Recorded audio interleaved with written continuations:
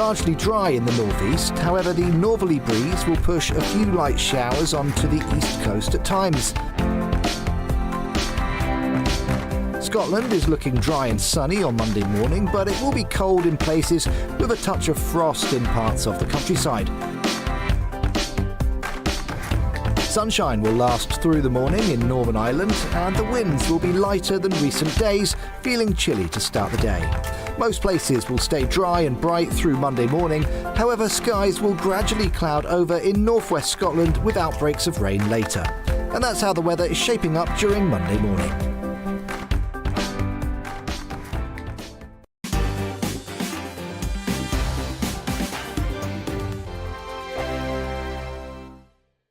We are GB News. We're right across this great nation. On TV, on radio, on digital. Absolutely everywhere. We don't talk down to you. We embrace all voices.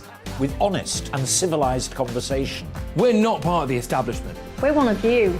And we're only getting started. Join us on GB News, The People's Channel. Britain's news channel.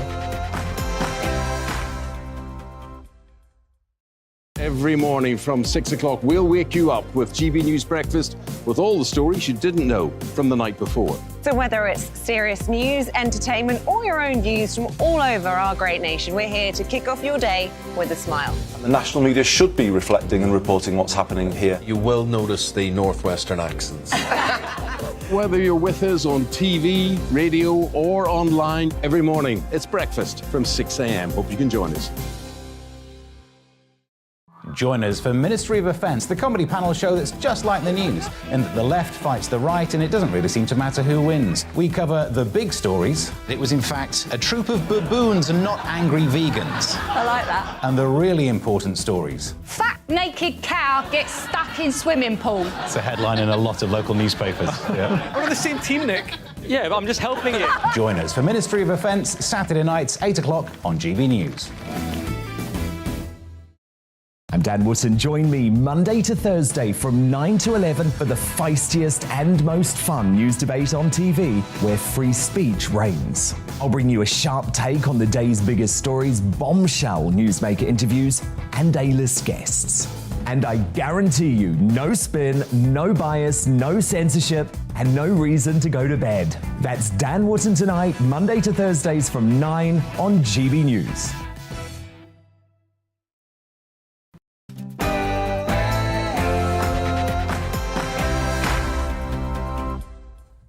At last, some grown-ups in the room. Top comedians Ed Axel and Leo Kearse reacting to the big stories in tomorrow's papers. That's right, it's Headliners. I'm Mark Dolan, and I'll see you on the other side of the headlines with Ray.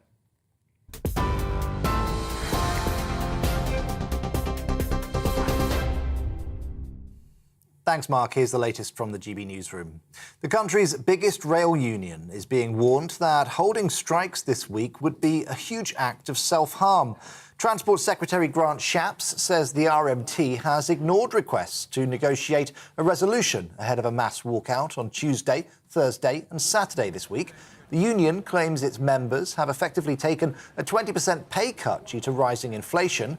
Labour says the government wants the strikes to go ahead to stoke political divisions. RMT's former Assistant General Secretary Steve Headley told GB News Labour is right.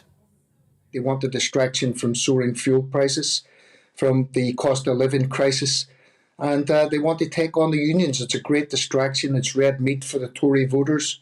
They rally the party faithful.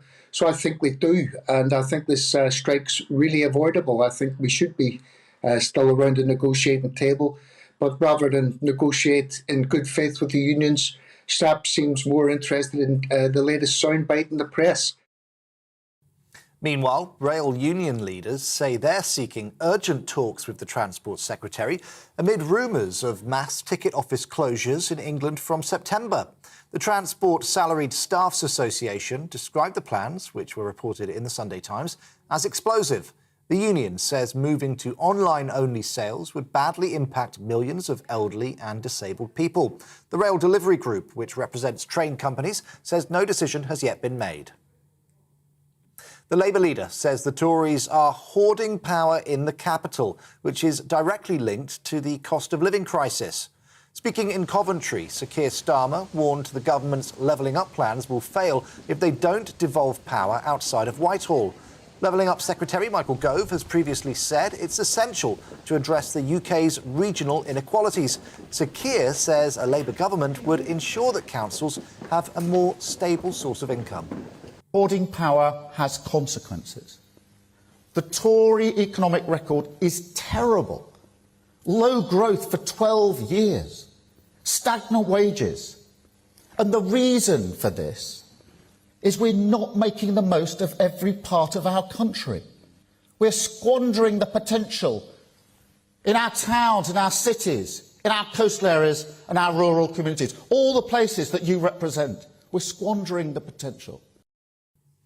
And swimming's world governing body has voted to ban transgender athletes who've gone through male puberty from racing in women's events. The sport's new gender inclusion policy was passed by more than 70% of member federations. It means that athletes who transitioned after the age of 12 will not be allowed to compete against women. Instead, open categories will be created for them to participate in. FINA President Hussein Al-Musallam says he knows the policy won't be welcomed by everyone.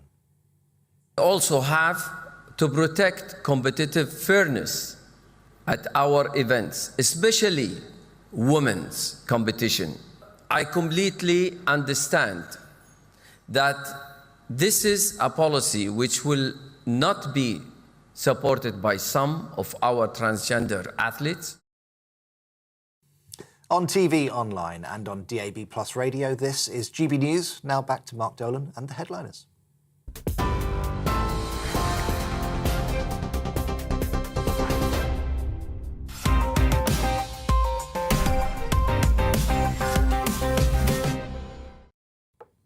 I'm Mark Dolan, and this is Headliners, a first look at tomorrow's papers in the company of two top comedians. This evening, on his Headliners debut, a very good friend of mine, Edward Axel, and the marvellously talented Headliners veteran, that means he's very old, Leo Kearse. Gentlemen, welcome to the programme. Ed, we're going to be very gentle with you, I promise. Good. Or do you like rough treatment? Well, no, I'd prefer gentle tonight. Well, definitely. We're going to do that, handle you with kid gloves, and we'll get through lots of stories, including more on the trans sports story. Yep. Is the beginning of a pushback against extreme gender ideology now beginning? We'll get to all of that. First up, let's have a look at tomorrow's front pages, and we will start with the Mail. OK, and they are leading with summer strikes plague spreads. Trade unions are threatening walkouts by teachers, NHS staff, barristers and postmen this summer. What, barristers going on strike? Will we miss them? Sharon's pride as trans swimmers are barred from women's races. And why William wishes Andrew would just vanish from slimmed-down monarchy. This is part of the Daily Mail's William at 40 series. The Telegraph next. And they are leading with rail union threats to strike for 6 months. As RMT plots new walkouts, Network Rail admits dispute may lead to a war of attrition. No burglars caught in almost half of the UK is another story on the front page of the Telegraph. And Johnson hails Commonwealth as boost to the economy. In The Independent, Macron set to lose his grip on power. The French President Emmanuel Macron charms locals outside a polling station in Le Touquet today, but he looks to be receiving a setback in his second term as president. Unions urge ministers to find solution to the rail strike. Leaders accuse the government of fanning the flames of the pay dispute. The Guardian next. Anger as ministers refuse to join last-ditch effort to halt rail strikes. Swimming moves to ban trans women. Macron loses seats to the far left and the far right. And Kelly Holmes on coming out. Sometimes I cry with relief. The Financial Times now. City bosses warn UK is ill-equipped to deal with severe economic shock. Rate rises needed to fight inflation. Stagnation a clear possibility. Experience lacking. The Daily Mail now. Dame Kelly, celebs helped me come out. Olympic champion Dame Kelly Holmes celebrating the fact that she has publicly announced that she is gay, and we wish her well. summer of discontent. Now teachers and nurses join the pay fight. Strike action fears in battle for a fair wage as Tories fail to join the talks. The Daily Express now, voters won't forgive rail strike betrayal. And why Macca's going back to his greatest hits. Of course, McCartney has just celebrated his 80th birthday. The Sun newspaper, Summer Union Hell. We regret to announce that this country is returning to the 1970s. Britain is in danger of grinding to a halt this summer as teachers, binmen and posties threaten to join railway workers on strike, causing chaos not seen since the 1970s. And the Star, Summer of Fun is the headline. Pluming marvellous. 4 more heat waves thanks to the Spanish plume. Britain is set for 4 more heat waves this summer. Forecasters are saying that we've got a plume of Spanish sunshine to thank for the glorious weather ahead. That's right, 28 degrees centigrade is the temperature we can look forward to on 4 separate occasions. Happy days. And those are your front pages.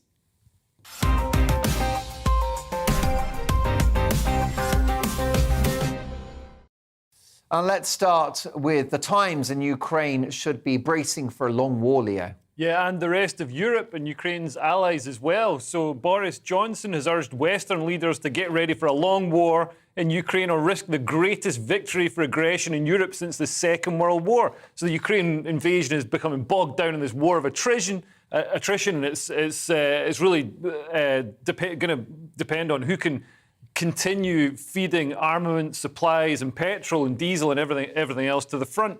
And both sides are running low on ammunition. And the worry is that the international coalition that supports Zelensky is starting to fracture as companies, as media attention, public attention disappears from Ukraine.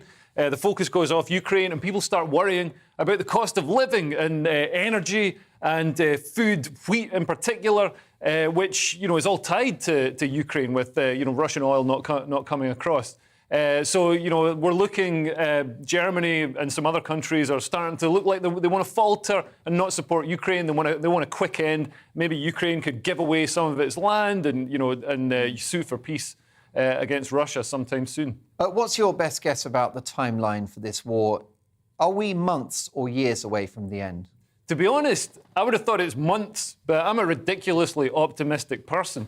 So, Hence that T-shirt. Yeah. I mean, just look how much Bitcoin I bought 2 months ago. So, I think it is. I think it is months. I think it could be. The pressures on Russia to stop this war, as well as on the West to contain it. You're regretting those shares in Netflix as well, I would imagine. Edward, what are your thoughts about this? Is the Prime Minister right to warn the West that we have a long war ahead?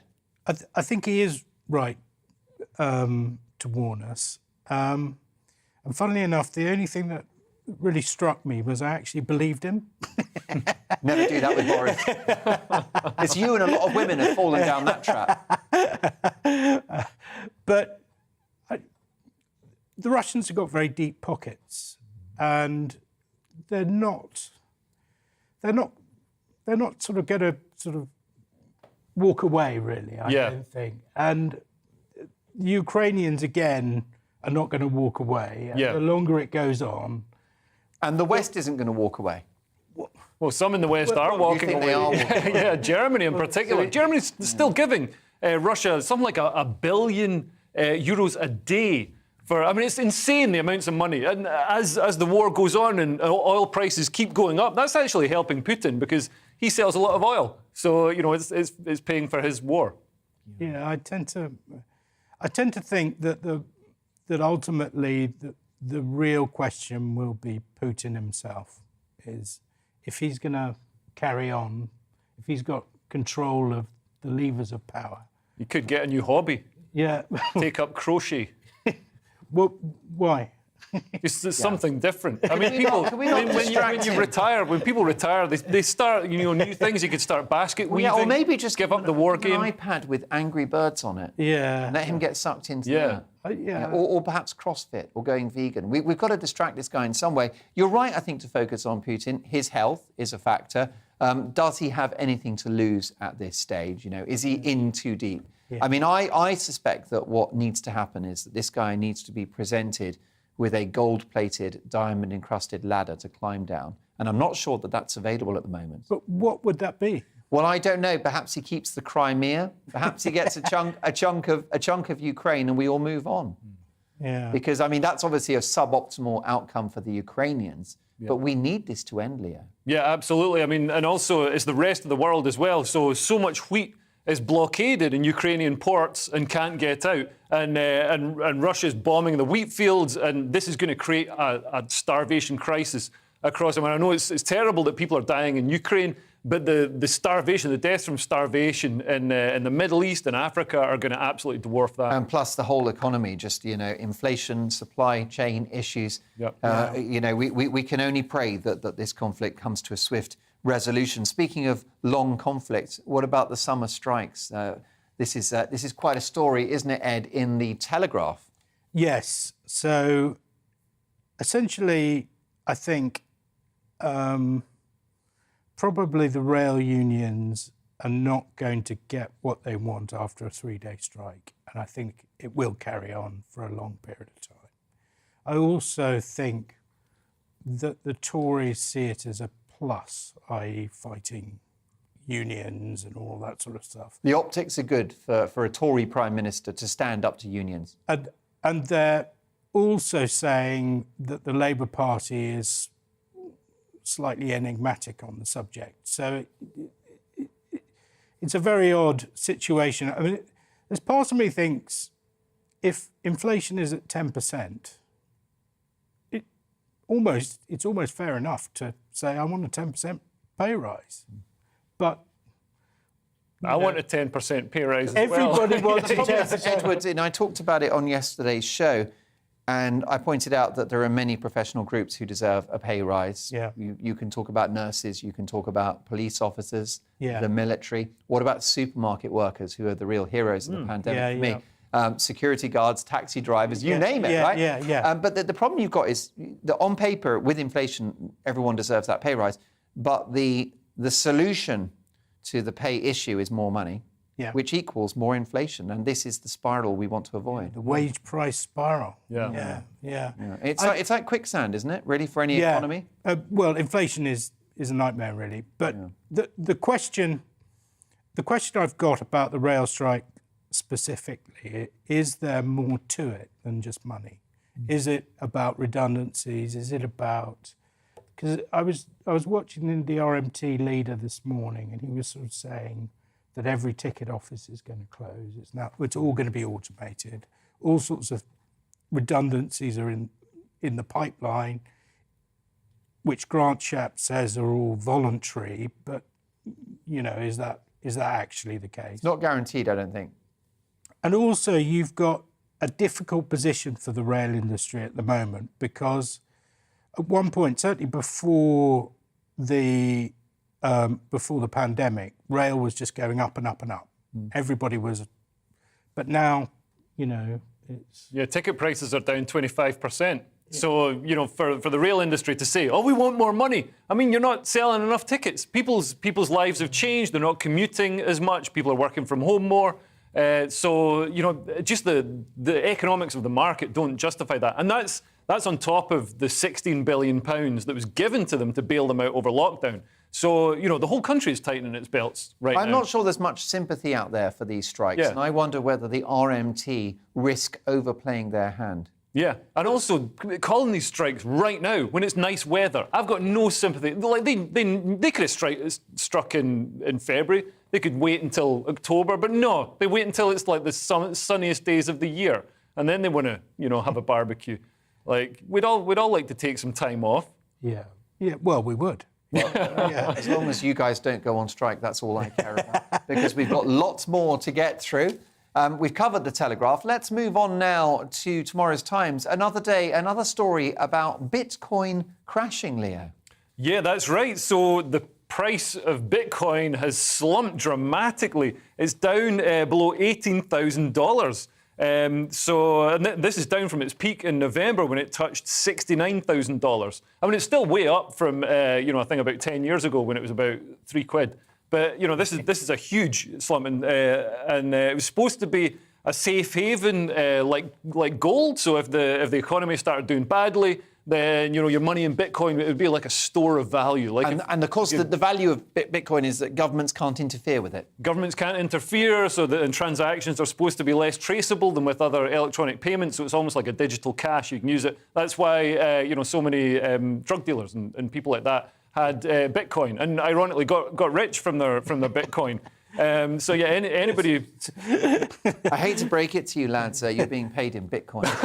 Well, I mean, and unleaded petrol. I mean, it's only slightly worse than the British pound at the moment. I mean, this affects a lot of people. So 2.3 million British investors hold crypto assets. And it's really based on the greater fool theory. So Bitcoin doesn't produce anything. It doesn't pay a dividend. So if you invest in Bitcoin, it's not like, if you invest in BP or something like that, you get paid a dividend every 6 months or whatever, and the share price goes up based on how much money they make. Bitcoin doesn't do that. It's just based on the idea that you'll find somebody else who's even crazier to sell it to. And it seems we've run out of crazy people. Well, yeah, they've normally been in good supply. But let's move on now to a crazy idea back in the day, the Commonwealth. Ed, this is a story in Monday's Times. The future of the Commonwealth. Basically, the story details how, let's just say, when Prince Charles becomes king, there will be less of a pull for nations to be part of the Commonwealth.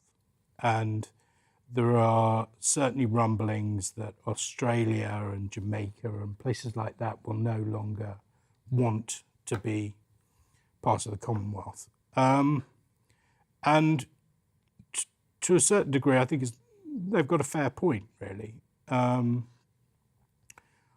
Ultimately,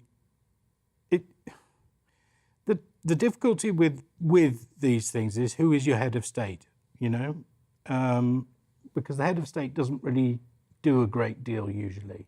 They open a lot of supermarkets.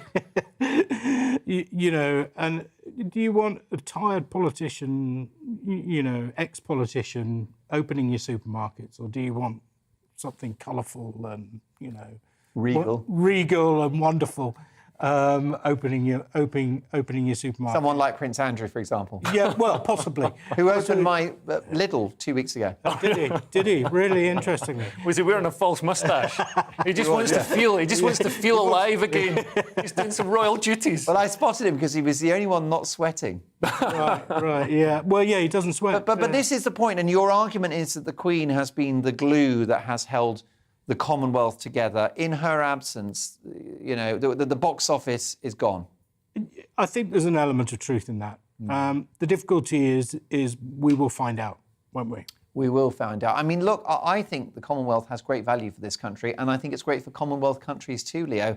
It will be a shame if it disbanded. Yeah, but the Queen seems to be, as you say, the glue that held it together. She's immensely passionate about the Commonwealth, and Prince Charles doesn't seem to care. So there's a worry that, Jamaica, there's already rumblings of certain countries leaving. Jamaica, Australia, they could become republics. Well, he's probably ashamed of our colonial past. Yeah, he probably is. So another self-loathing Brit. Maybe we should skip our next king. Maybe we should skip a few people and just go straight from the Queen to me. Let me have a go.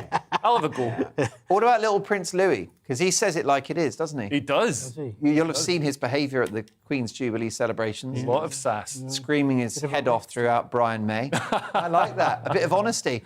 I mean, the Commonwealth, the bottom line is that I think it's a great thing for nations to be part of it, because it connects all of us with our past, good and bad and indifferent. But also, it's a great opportunity for trade and diplomacy, Leo. Yeah, that's true. Yeah. I mean, I'm going to put it out there. The Commonwealth is a force for good. You can debate our colonial past. I don't think you can debate the Commonwealth, can you? And I think there is a shared culture and shared values between Commonwealth countries. Isn't it a cushy private members club in which it's like, it's like the Masons, isn't it? But without the nipples. I just don't see any. Maybe I'm blind. Maybe I'm. What you don't see what? I don't see anything really very much in the Commonwealth. You don't. I mean, we've got the Commonwealth Games. You've got this sort of bilateral agreements with Commonwealth countries, trade, that kind of thing. But you'd have those anyway, wouldn't you? I just wonder whether having a club facilitates better relations. Yeah, with a fancy coat of arms. Like those, Edward, like those fancy showbiz clubs that you and Leo are members of. Yeah. Where you run into the toilets every 10 minutes. Yeah. To never having that prawn tuna again. To powder your noses. Well, Mark, we found this next to your desk. Would you care to explain what this is? Something. I mean, it's got something on it. But... Yeah, that and a Barclay card. Some of my favourite sherbet. OK, let's move on. Let me assure you, this programme is drug-free. More's the pity. They'd be much better if they were on something. Tomorrow's Daily Mail and big news from the world of competitive swimming, Leo. Ray mentioned this in the bulletin. I think it's a big story. It feels like a moment to me. Yeah, certainly in the culture wars, if we want to call it that. So the International Sports Federation for Swimming is setting up an open category in swimming which will separate transgender athletes to compete in a class of their own. And they're going to pretty much completely forbid transgender athletes from women's swimming if they went through male puberty. So this means that if you transitioned after the age of 12, you don't get to compete in women's swimming. We've seen, Leah Thomas and other high-profile cases.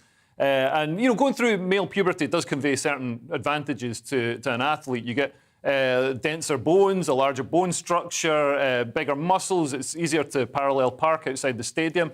So there's various advantages conveyed. So they want to balance that out and make it fair for everyone. Yeah, well, I think that's right. I agree with your assessment about the parking. Ed, I'm going to say I couldn't be more pro-trans. I'm evangelical about somebody that feels they're in the wrong body. Yeah, fair enough. I think it's no different to being gay. It's not a life choice. It's who you are. Yeah. And I've got friends that have taken that journey. And like coming out, it should be a cause for celebration, really. Not an easy thing to do, but joyous. But I would suggest after the age of 18, and I would suggest that it doesn't involve men who identify as females beating women in a swimming pool. It's difficult. There isn't a right answer. See, people say that. I mean, Keir Starmer says it's difficult. all I'm saying is there's no right answers here. Well, I know, and I agree. Look, I agree that no one's got a monopoly on wisdom or the truth. But, I mean, this is where Labour have got in trouble by saying, well, you've asked me what is the definition of a woman. That's a hard question to answer. Lots of people watching this show will go, no, it's bloody easy, actually. I learnt it during GCSE biology. And isn't sport, isn't that the sort of the red line for a lot of people? That's very much the argument that Sharon, what was that? Davies. Sharon Davies has gone by. She's essentially saying it is a biological. Ultimately, if somebody has gone through puberty, they have an unfair advantage physically, and as such, are better swimmers in a competition. I think it's very difficult. There are two things. Something's, sport has got to be fair, but it's also got to be open to all. And how many people are going to go into the intermediate category? I mean, not that many. I mean, you're pretty much guaranteed to come in first. It's not going to be a big category, but it means that women. What do you mean? Would this be the trans woman category? Yeah. But that is the answer, isn't it, Leo? I think the problem is having the self ID and having people who've gone through male puberty competing. It does give them advantages, and we've seen that. I mean, it might not be a huge number of incidents, but we've seen it happening, and it's not particularly fair. The one thing I'd say is, so this sort of provides an incentive to transition children earlier. So if you transition before the age of 12 and avoid male puberty, so it actually... Kind of what they did with Michael Jackson, wasn't it? Well, this actually encourages, which I think is dangerous. This encourages the sort of Tavistock approach of puberty blockers and then delaying puberty and then transitioning children. When if you actually leave it, in most cases, in the majority of cases, puberty resolves the issue. And then obviously you still get some people who go forward and transition. And it's absolutely fantastic. They can live their lives and want to live their lives without discrimination. But I mean, some lines have to be drawn somewhere. And I'd say women's sport is certainly one line where just looking at the podiums when you see trans women looming over competitors. There's an obvious discrepancy there. Yeah, I agree. Well, I'm a big fan of early interventions. My parents stopped me becoming a man when I was 13, and I think it turned out just fine. That's my story, and I'm sticking to it. Lots more to come. Wonderful to have Ed on the show, and of course, Leo on fire as always. Coming up after the break, are Russian spies infiltrating our establishments? Should Scotland do more to reflect on its past? And has Ofsted gone woke? See you in 2.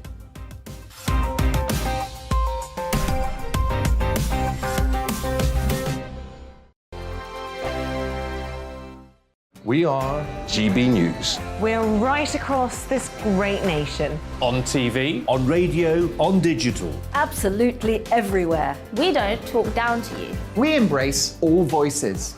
With honest and civilised conversation. we're not part of the establishment. We're one of you. And we're only getting started. Join us on GB News, The People's Channel. Britain's news channel. Every morning from 6 o'clock, we'll wake you up with GB News Breakfast with all the stories you didn't know from the night before. So whether it's serious news, entertainment, or your own views from all over our great nation, we're here to kick off your day with a smile. The national media should be reflecting and reporting what's happening here. You will notice the northwestern accents. Whether you're with us on TV, radio, or online, every morning, it's breakfast from 6 a.m. Hope you can join us. Join us for Ministry of Defence, the comedy panel show that's just like the news, in that the left fights the right and it doesn't really seem to matter who wins. We cover the big stories. It was in fact a troop of baboons and not angry vegans. I like that. And the really important stories. Fat naked cow gets stuck in swimming pool. It's a headline in a lot of local newspapers. Yeah. We're on the same team, Nick. Yeah, but I'm just helping you. Join us for Ministry of Defence, Saturday nights, 8 o'clock on GB News.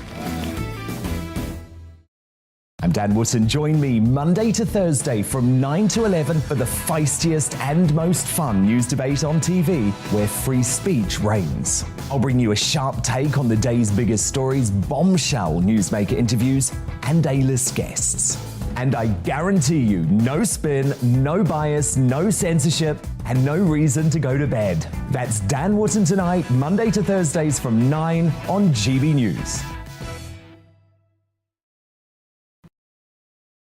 Join us for Ministry of Defence, the comedy panel show that's just like the news, in that the left fights the right and it doesn't really seem to matter who wins. We cover the big stories. It was in fact a troop of baboons and not angry vegans. I like that. And the really important stories. Fat naked cow gets stuck in swimming pool. It's a headline in a lot of local newspapers. Yeah. We're on the same team, Nick. Yeah, but I'm just helping you. Join us for Ministry of Defence, Saturday nights, 8 o'clock on GB News.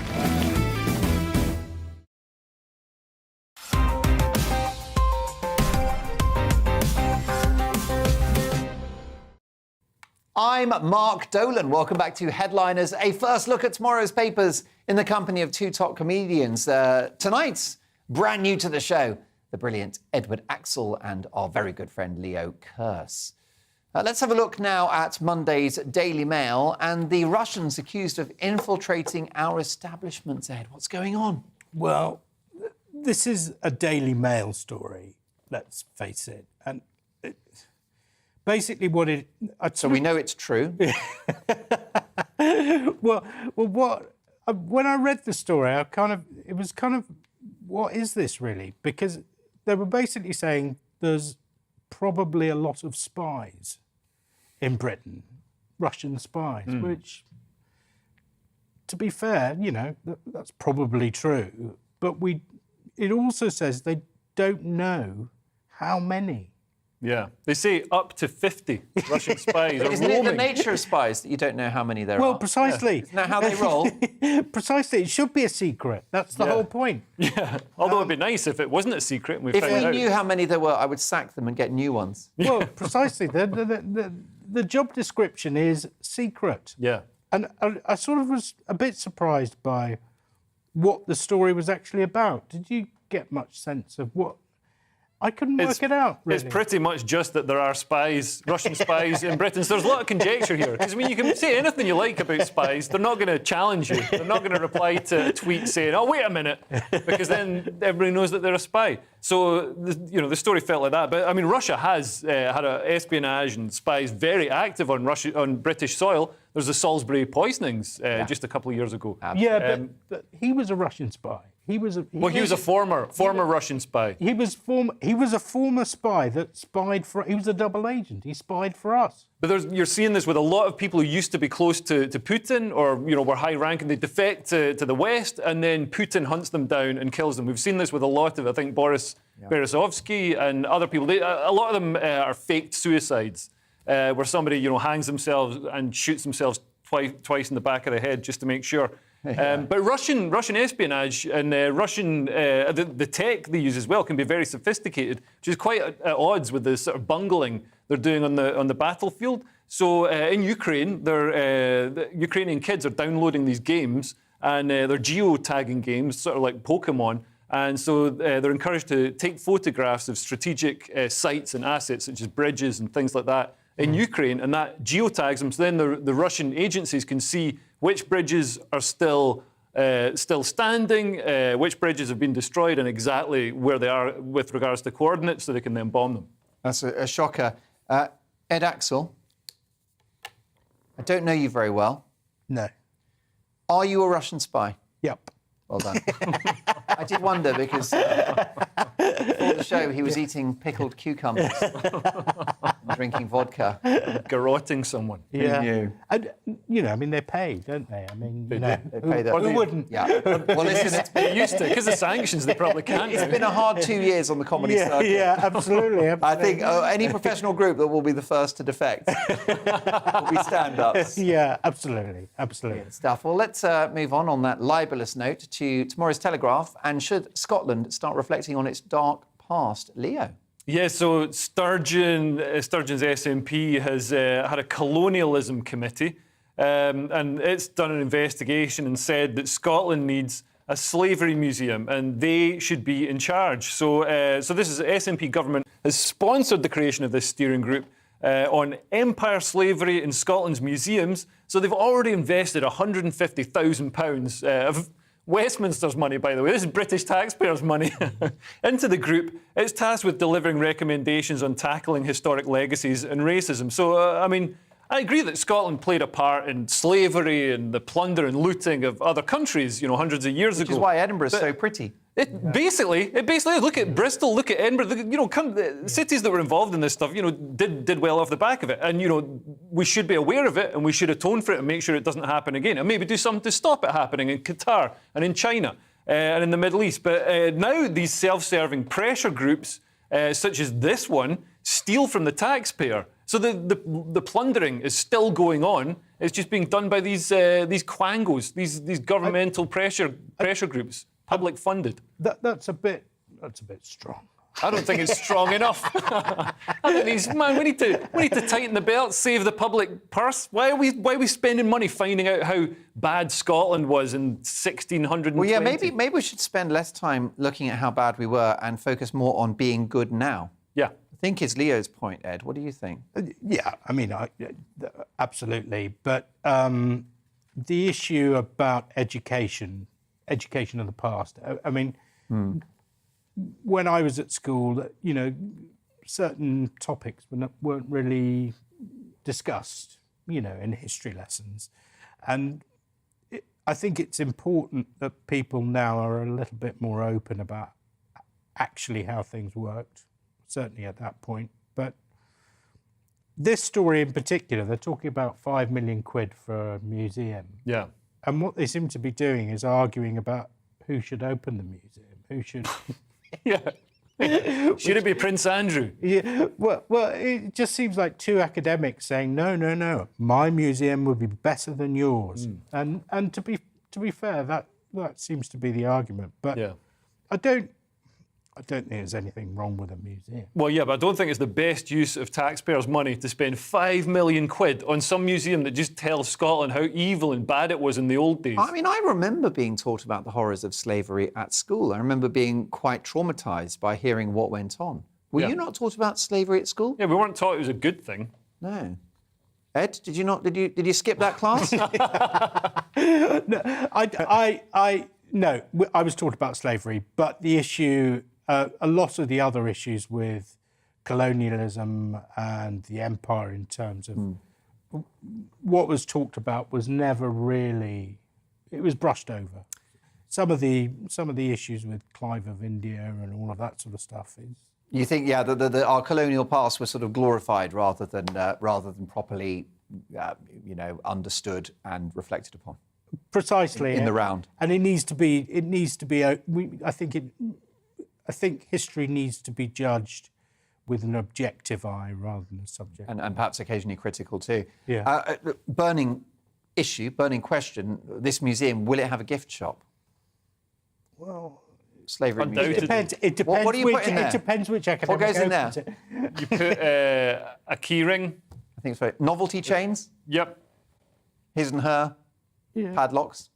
Anyway, there you go. The mind boggles. But you do wonder, I'll be first in line. As long as it's got a good cafe, that's all I care about, because that's why I go in Scotland, it definitely won't have a good cafe. Everything's going to be deep fried. Oh, no. What about those shortbreads, though? Come on. Got to be done. Fascinating. We'll look, we'll watch with interest if that museum does come to light. Ed, let's go to The Independent now and a shocking story about women's mental health. Yeah, well, it's a difficult story because it's about something called ECT, which is electric shock treatment, which it's a very long article and it sort of goes into detail about effectively a treatment that has always been controversial. And it seems that, I mean, it's not just in Britain, but it seems around the world, the majority of patients that are prescribed ECT seem to be women, and no particular answer is given in the article as to why that is. But they're more conductive. Women are actually 48% copper. But is that right? The thing about that would make them bendy, wouldn't it? It does. And durable and orange. The thing about ECT is they basically plug you into the mains, and they don't know why it works. Yeah. They've got no idea why it works, which is kind of... It's kind of scary. It is scary, but it's also... it's kind of frightening too in some ways. That's what scary means. Yeah, good point, good point. But it's frightening because they don't know why it works, but equally they kind of... want a solution to the problem, you know? Yeah. Well, do you think it's unethical? Is that what you're getting at, Ed? Are you suggesting that women are effectively guinea pigs in this treatment? The difficulty I couldn't get from the article whether that is just completely random, whether it just so happens to be women. Yeah, yeah. It does seem like quite an old-fashioned technique, doesn't it? And I'm surprised they're still using it. But the other side I was looking at is these are psychiatrists. They're medical doctors. I can't believe they would prescribe something that they would think would harm someone. Well, I mean, it's prescribed in extreme cases of mental illness and depression, but it can have, terrible side effects. So one of the women they speak to says by the end of it, she couldn't recognise relatives or friends, couldn't count money out, couldn't do her 2 times table. Couldn't navigate anywhere, couldn't remember the names of people or her kids' birthdays. So, I mean, it's almost like our brain's been wiped by this. Leo, do you know any females that you'd like to put 1,000 volts through? Answers on a postcard, please. Mark at gbnews.uk.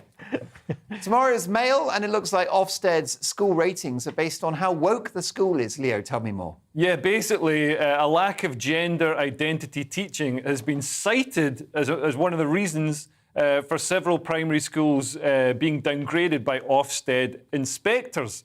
So 2 of the schools failed to teach pupils about gender identity and gender diversity. Yeah. And another one had not taught pupils about gender reassignment.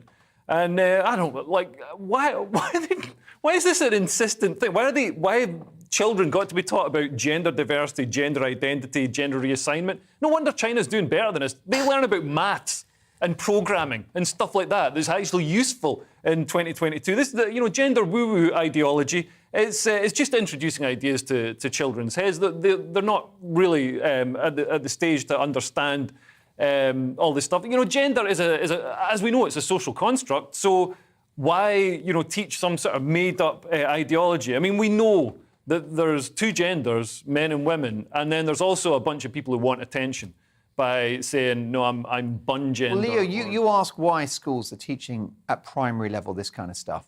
I've got an answer I would suggest, which is there is now an agenda to actually make people trans. Right. What's the? Because I mean, or at least to create an environment in which a girl that's a bit of a tomboy that enjoys I don't know what rugby and Action Man has got to actually be told, well, no, what it is, you see, you're probably a boy trapped in a girl's body, almost like brainwashing. Ed, I know you won't agree. What do you think? Why is it being taught in schools? I just want to note that it's a Daily Mail article. One of the best newspapers in the country. I'm just in final talks about doing a column, so you'll get nothing from me. I'm in final talks about getting a free copy. Yeah. Well, since the closure of Russia today, a lot of my career dried up. Yeah. I just think it's paranoia, really. I don't think it's true. Do you want to be sort of explaining to 7-year-olds that there are men that think they're a woman? No, of course. Because I don't think that's anything to be ashamed of. But is it the business of a 7-year-old to think about that? It's one of these things. It's like why have a focus on this? We could be teaching anything. We could be teaching the mating rituals of guinea pigs, or the formation of the Andes Mountains. But why pick this one particular thing? If you look at the article, If you look at the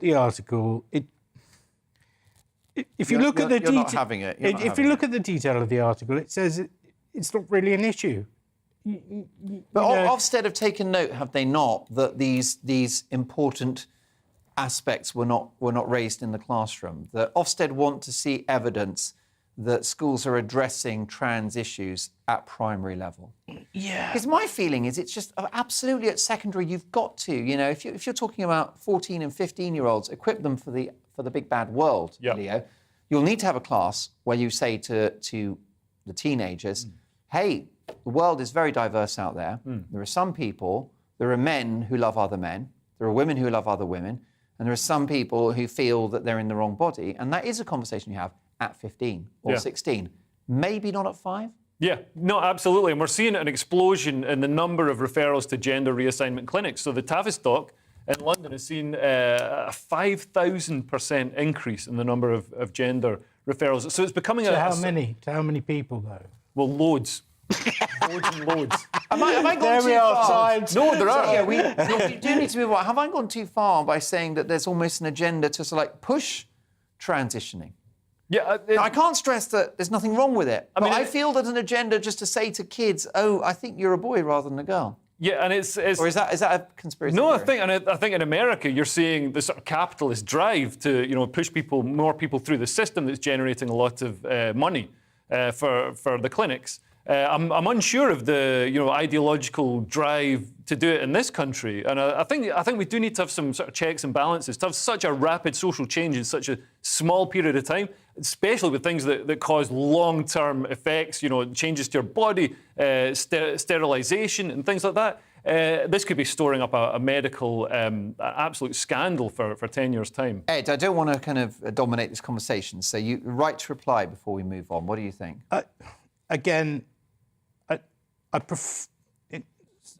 I think society is a much better place now than it was 20 or 40 years ago when such things were frowned upon. What about 5 years ago?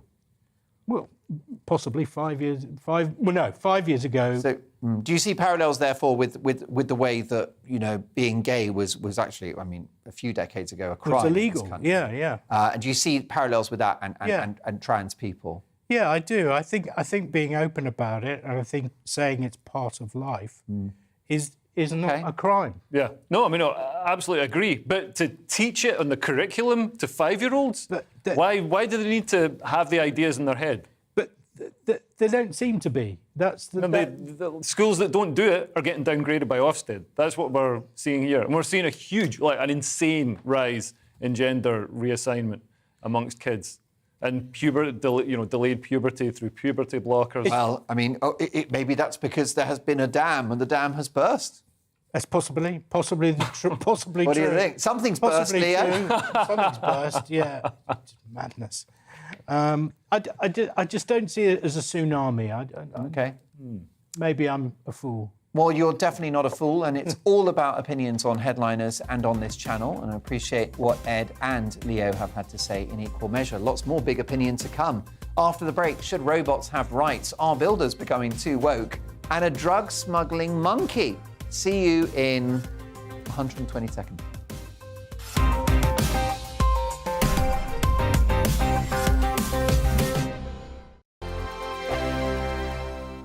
We are GB News. We're right across this great nation. On TV, on radio, on digital. Absolutely everywhere. We don't talk down to you. We embrace all voices.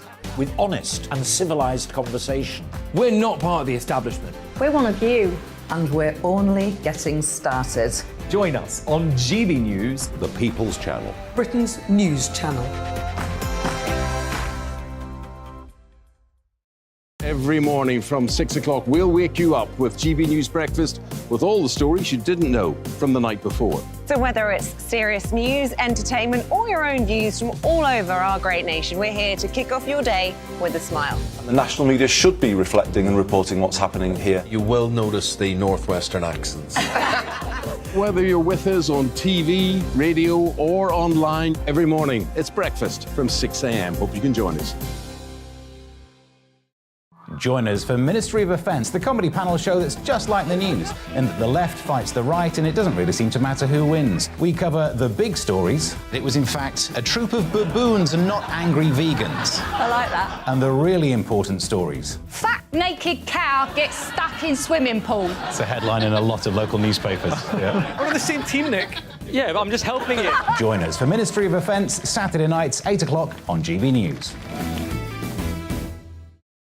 I'm Dan Wootton. Join me Monday to Thursday from 9 to 11 for the feistiest and most fun news debate on TV, where free speech reigns. I'll bring you a sharp take on the day's biggest stories, bombshell newsmaker interviews, and A-list guests. And I guarantee you, no spin, no bias, no censorship, and no reason to go to bed. That's Dan Wootton tonight, Monday to Thursdays from 9 on GB News.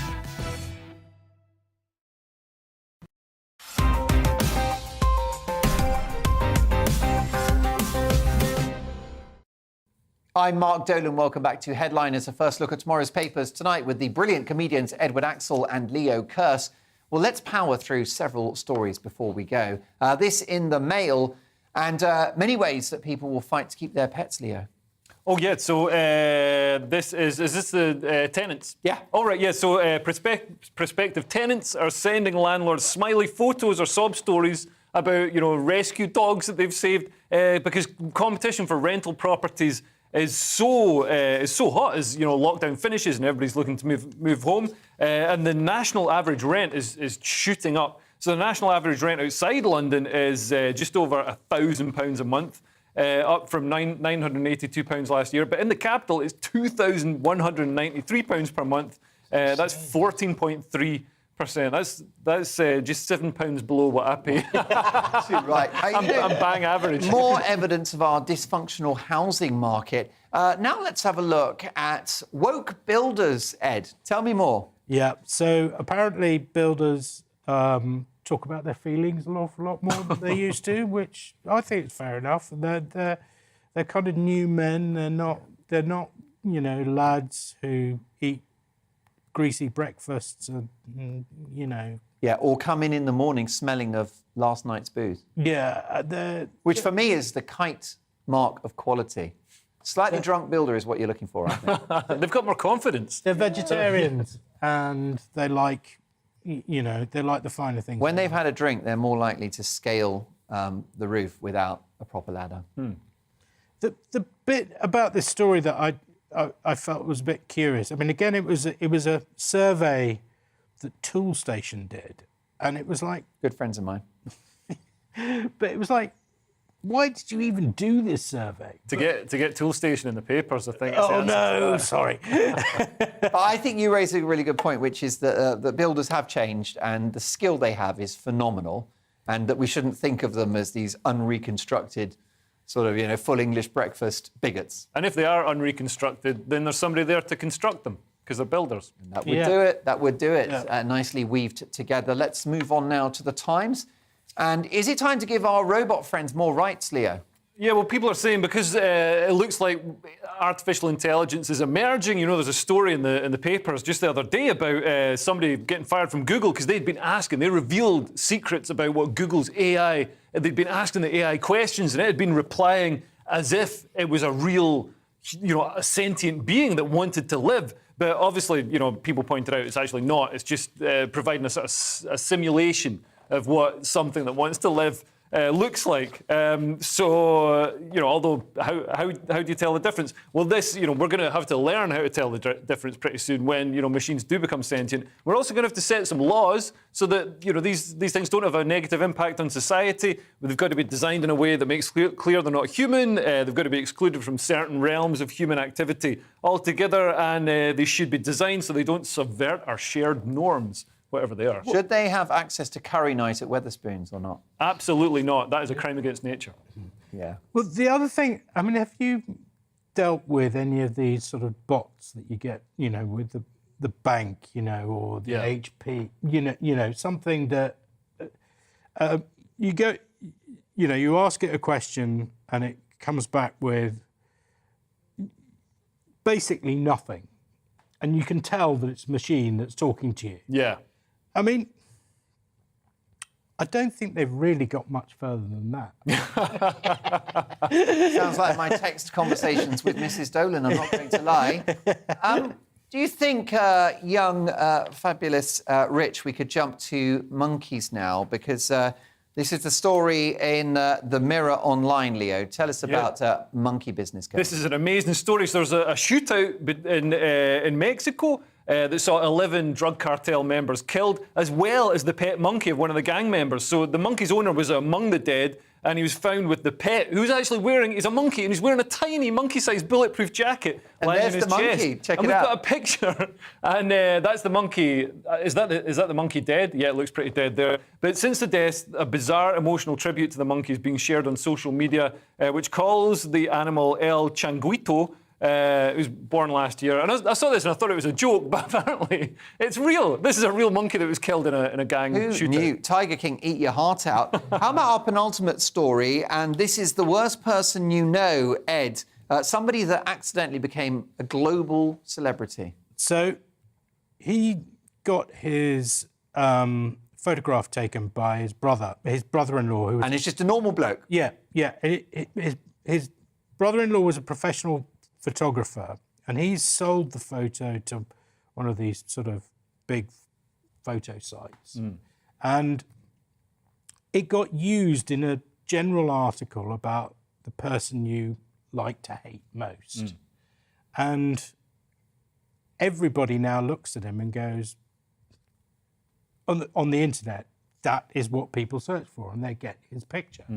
So he's sort of become And there he is. And it's only because he's trying to look suave and sophisticated. Yeah. But in fact, the way he comes across is as a serial killer. Yeah. But this is the danger of stock photos. If you're a model and you appear in a stock photo, that photo can then be used in anything. I remember there's a woman, a model, who's used in an article about somebody, like a letter into a life advisor or whatever, for somebody who sent a letter in saying they wanted to sleep with lots of disgusting men or something like that. There was some, disgusting sort of fetish. Well, don't knock it till you've tried it. And so, but this random model who had nothing to do with it, her picture was used at the top of the article. So then she was like, wait a minute, now all my friends are seeing this and they think I wrote the letter. Leo, I've just got a couple of seconds on this. The UK's most prolific dad, of course, it is Father's Day. This is a bloke with 160 kids. 160? He's got a lot of energy, hasn't he? Oh, my God, 160. Where's Jeremy Kyle when you need him? Yeah, now you're talking. Well, there's a question. Look, folks, I want to thank you so much for a brilliant debate, Leo Kearse and Ed Axel. And thank you for your company over the last 3 days. I've loved every second. I'm away next weekend, but I'm back a week on Friday, and I can't wait to see you then. Keep it GB News.